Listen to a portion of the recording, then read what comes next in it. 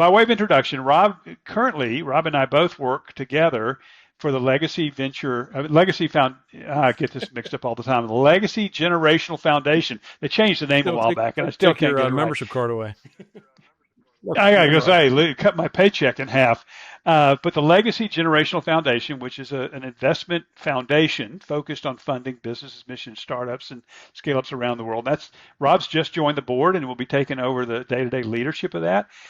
We met through IBEC Ventures, which is a part of the TriVenture network. So anyway, all of that. Rob, first of all, welcome. Thanks for being with us. Great to have you, man. Hey, thank you. I'm absolutely honored to be here. This is quite a privilege for me. This is great. It's always great. You get to hang out with folks you've read their books and you love their speaking and their teaching and just the missions. And I think what unites us all together is when you have that same spirit and we're driving in the same things. It does feel like you've met people forever and you've known them for a long time. So thanks for that very warm. It's interesting. I do think that's right, and I have several friends in my life that I don't see that often, but whenever I'm with them, and it might be 5, 10, 15 years between meeting, and we'll spend a little time catching up, but very quickly we get into right now. And I'm convinced that it's the Spirit of God living in us, that we're all keeping in step with Him. So when we're together, it's like, yeah, okay, we're together. There's some details I might want, but really it's hanging out in real time. And for me, you've been like that already. So I appreciate that. So Rob, as we say, one of the things we always like to do on this show is to be able to just tell your story, how God worked in your life, how He led you into business and business's mission, and just whatever that looks like. It's always different for everybody.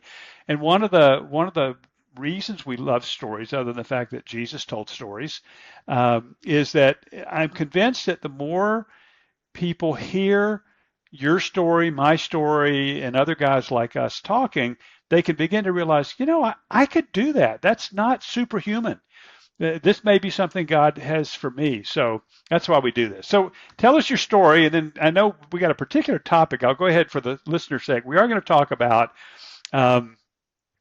because Rob is a financial planner, MBA, all this kind of financial wisdom, we are going to talk toward the end of our conversation about the things that have to do with retiring and quitting, and some of the misconceptions around retirement, but also about missional living with our financials. How do we use financial wisdom to be free to pursue those missional things God is calling us to do? So I'm really looking forward to that. But first, let's get your story and just tell us, who are you? Where'd you come from? How did you get here? Happy to do it. Look, I just crossed over kind of the mid-century mark here recently, which is kind of fun. My daughter likes to say it's just one step closer to the end, but which is it's good. Kids keep you humble, but daughters are good. Yeah, exactly. Look, I just feel like I'm still trying to figure out what I want to be when I grow up. So, maybe other people might resonate with that, but life's been just a journey of learning and trying new things and just, basically trying to just be faithful and follow where the Lord leads. And so we're going to go with that. So that's where we are. But, to answer your question, let me go back. I was born in a Catholic household in New England, up in the Massachusetts area. So always, knew about God, but I would say at that point in time, never had a real relationship with Christ.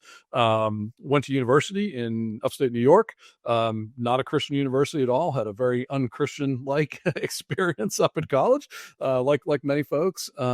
But interestingly, I had met this girl in high school. Actually, Mike, our little pre-chat, you mentioned Hilton Head, South Carolina. We'd met on the beach in Hilton Head Island, South Carolina, when we were on vacation. And anyways, had kept in touch with her for years. And she was honestly probably one of the first evangelical Protestants that I'd ever met in my life. And I knew that she had a faith and it was important to her. So long story short, we kept touch over the years and reconnected while I was in university, and ended up at the end of the day saying, okay, after I graduated, I'll move south. She was down in the southeastern part of the U.S. I said, I'll move south to see if this thing's going to work out, this relationship. So I packed up all my stuff, loaded in my car, drove, hours from Massachusetts down to Alabama, and ended up living in Alabama. And And about a year and a half later, well, what do you know? We got married, and she is my wife today. So my wife was, I think I've seen this yeah, movie, exactly. right? It's called Sweet Home Alabama I or guess so, something. yeah. But it was, yeah, she was, she's absolutely fantastic. She was, like I said, one of those first people that actually probably clearly proclaimed the gospel, clearly was an example of that you can be an authentic Christian and how you live this life out and what that looks like. And so that she was an amazing influence in my life. But I think coming down to the South as part of this process, I also started going to church. I also started going to, worship on a regular basis, being in this church. I remember walking out of service. She's, what do you think of service? I said, what's great, but doesn't everyone else feel gypped? Because I think he's just talking to me. And she said, that might be the Holy Spirit convicting you. I was like, well, what does that mean? So anyway, so we had a lot more conversations about it. But honestly, it was a group of men that I got involved with the church who took me into their group. We would read books together. We'd read the Bible together. We would pray. They were discipling me, and seeing how they went through life and dealt with all of the things that life throws at you, from financial challenges to terminal illness diagnoses to losing a child prematurely to just, life, right? Running a business, all of those things, and seeing them go through and do it with a grace and a dignity and an underlying peace and joy in their life. I recognized that they had something in their life that I didn't have. And so ultimately gave my life to the Lord, was baptized, and just the rest is kind of history from there.